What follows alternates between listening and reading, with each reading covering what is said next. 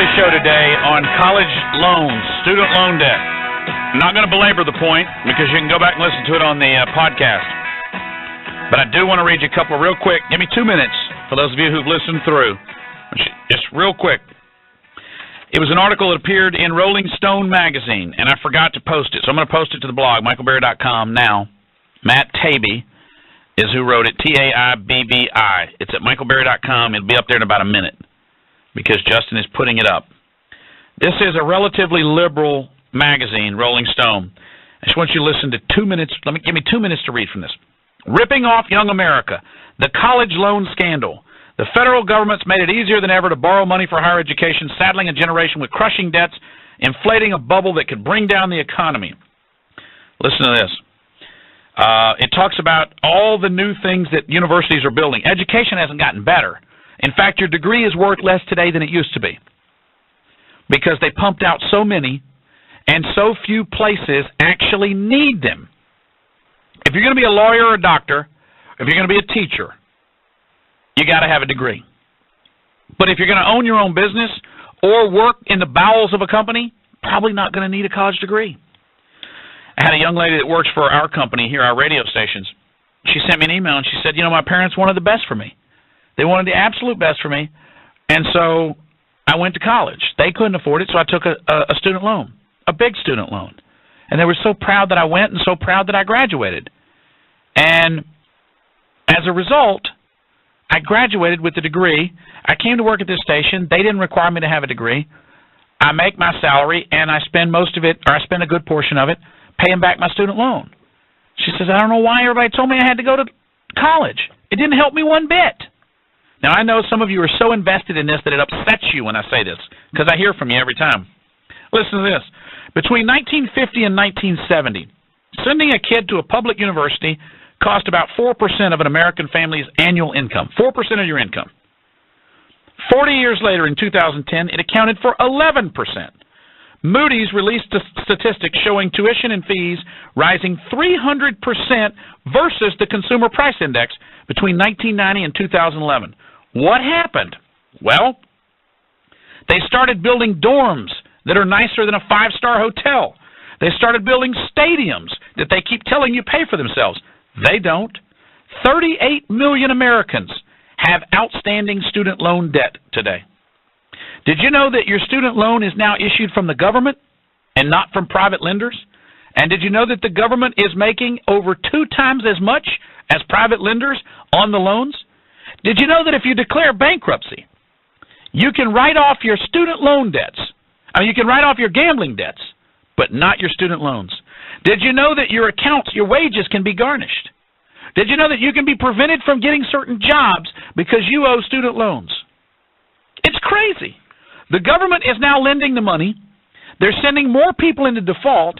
It turns out their business model wants you to go into default, according to the Wall Street Journal.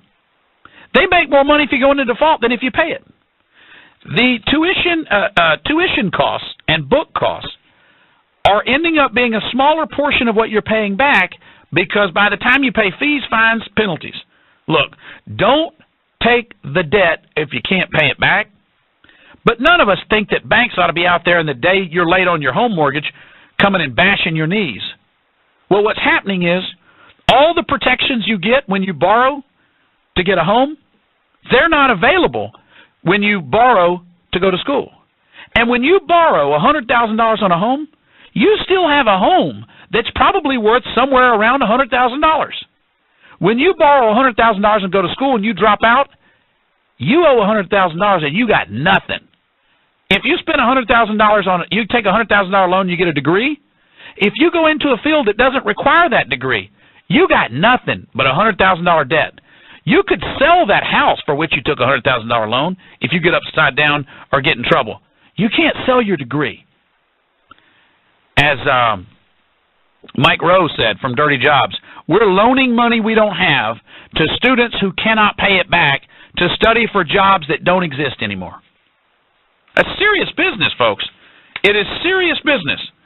And the reason I tell you that is if we are building a society where the university is the pinnacle and the government is lending it and has the ability to imprison you afterwards, we will stifle innovation. There's an article that came out August 13th, Wall Street Journal. Student loan load kills startup dreams. And it was talking about young people that want to leave and start their own companies, but they can't do it because of your student loans. You don't just walk away from your student loans. You can walk away from that crazy woman that won't stop texting you all day, and she's way too needy. You can walk away from your home mortgage. You can walk away from your car. You can't walk away from your student loans. They will destroy you. They put their hooks in you, and you can't get away. They have legal protections to come for that student loan money that nothing else does. And by the way, it's not secured by an asset, so you got nothing. If you're not working in a position that requires that student loan, that degree, assuming, of course, you finish the degree, then you got nothing. You can't offer someone your degree. And most people don't ever get the degree. They just take on a bunch of student loans and figure out, I didn't want to do that in the first place. So then people say, well, I can't afford to pay for all this, so I'll go into the military. If you're going into the military to get your college paid, that's a sad state of affairs. We want people to go into the military because they want to serve our country.